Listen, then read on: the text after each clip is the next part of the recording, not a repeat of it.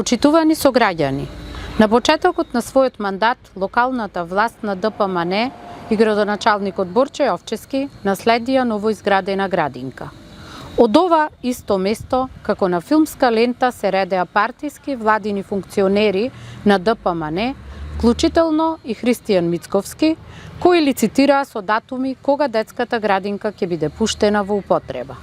Се правеа и списоци на дечиња, кои требаше да бидат згрижени во новата современа градинка во населбата Точила.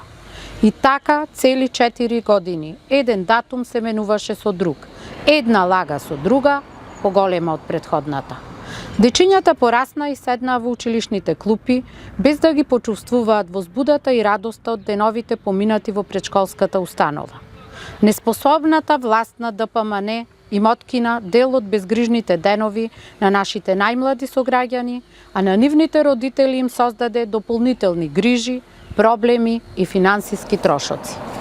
Господа властодржци, колку мандати, колку години на власт ви се потребни за конечно да ја ставите во функција градинката која ја крстивте бајка, а која за прилепчани стана кошмарен сон.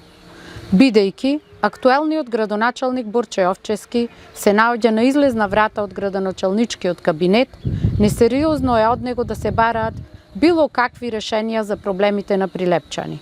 Најмалку пак за градинката. Од тие причини го повикуваме премиерот Мицковски да дојде овде, на местото на злосторот, од каде пред 3 години кажа една од неговите безбројни лаги.